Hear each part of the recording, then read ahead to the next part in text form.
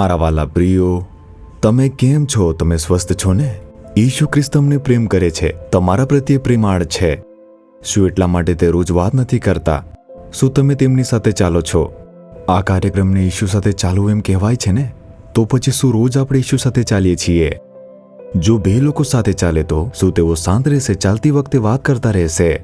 જ્યાં ઈસુ આપણી સાથે વાત કરે છે, આપણે ઈસુ સાથે વાત કરીએ છીએ, ત્યાં તેમની સાથે ચાલવાનો અનુભવ સાથે આપણે જીવવું જોઈએ.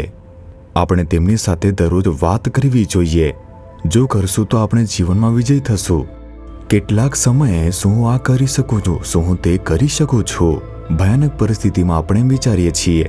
તમે પણ કદાચ આવી પરિસ્થિતિમાં હોઈ શકો છો. હવે પ્રભુ તમને એક વચન આપી રહ્યા છે. ફિલિપીઓને પત્ર 4 અધ્યાયનું 13મું વચન. જે મને સામર્થ્ય આપે છે, તેમની સહાયથી હું બધું કરી શકું છું. આ એક ભક્તનો અનુભવ છે. અમેરિકા દેશમાં ઇવાન્ડર હોલીફિલ્ડ નામનો વ્યક્તિ હતો. તે એક વ્યવસાયિક બોક્સર હતો. તે નાનો હતો ત્યારથી જ તેણે બોક્સિંગની તાલીમ લીધી હતી અને તે બોક્સિંગમાં ખૂબ જ સારો હતો.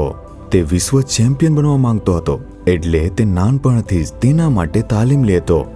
એટલે કે તે નાનપણથી જ તેના માટે તાલીમ લેતો હતો અને સારી સ્થિતિમાં આવી ગયો હતો. તે ઘણી બધી સ્પર્ધાઓમાં જતો હતો અને જીત મેળવતો હતો. તેણે વિશ્વ ચેમ્પિયનનો સામનો કરવાનો હતો, ત્યારે જ તે વિશ્વનો ચેમ્પિયન બની શકતો હતો. તેની સામે જીતવાની જરૂર હતી. તે તેના માટે પોતાને તૈયાર કરી રહ્યો હતો અને આવી એક પરિસ્થિતિ આવી ગઈ હતી. તે તેના માટે પોતાને તૈયાર કરી રહ્યો હતો અને તે સમયે જુઓ, તેના હૃદય પર એકવાર અસર થઈ ગઈ હતી અને જ્યારે તે ડૉક્ટર પાસે ગયો ત્યારે તેઓએ તેની તપાસ કરીને કહ્યું, તમારું હૃદય તે નબળું છે, તમારું હૃદય તે અસરગ્રસ્ત થઈ ગયું છે, તેથી તમારે તમારા હૃદયની સારવાર કરાવવાની જરૂર છે. કેટલાક ડૉક્ટરોએ તેની તપાસ કરીને કહ્યું, તમારે હવે બોક્સિંગ ન કરવી જોઈએ. તે તમારા જીવનને જોખમમાં મૂકી દેશે, કેમ કે તમારું હૃદય ખૂબ જ નબળું છે અને તેનાથી પ્રભાવિત છે. તમારે સાવચેત રહેવું જોઈએ. તમારે હવેથી બોક્સિંગ કરવી ન જોઈએ. તેનું સ્વપ્ન બોક્સિંગમાં વિશ્વ ચેમ્પિયન બનવાનું હતું, પરંતુ હવે જુઓ, એવું નહીં થશે. તેનું હૃદય તે કચડાઈ ગયું હતું કે મારી આવી એક નબળાઈ છે. હું આટલા બધા દિવસોથી આ જીવનભરના સ્વપ્ન માટે ખૂબ જ મહેનતી તૈયારી કરી રહ્યો હતો. ઈશુમાં વિશ્વાસ કરનાર એને એક મિત્ર હતો અને તેથી તે અમેરિકામાં થયેલી એક સભામાં ભાગ લેવા ગયો. તે બેનીહિન નામના પ્રભુના સેવક ચલાવતા હતા. તેમણે બીમાર લોકો માટે ત્યાં પ્રાર્થના કરી.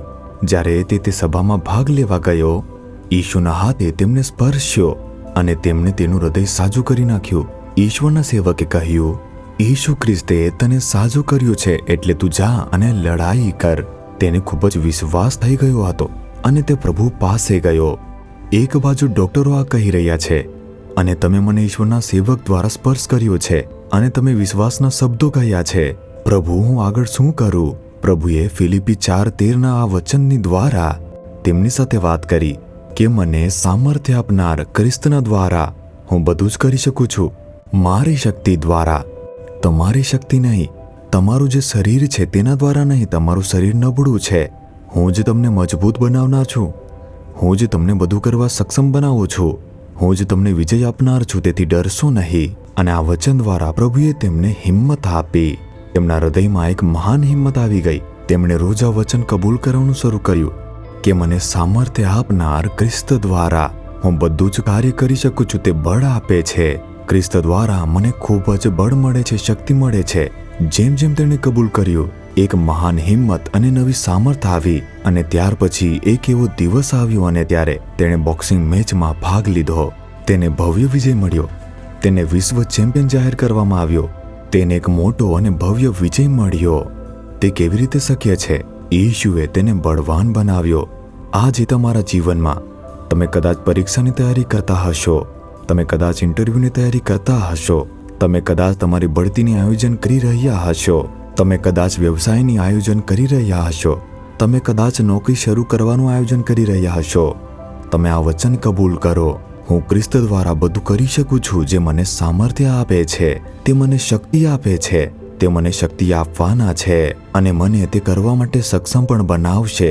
તે વિજય આપશે. હિંમતથી કહો, તમે એક ચમત્કાર જોવાના છો.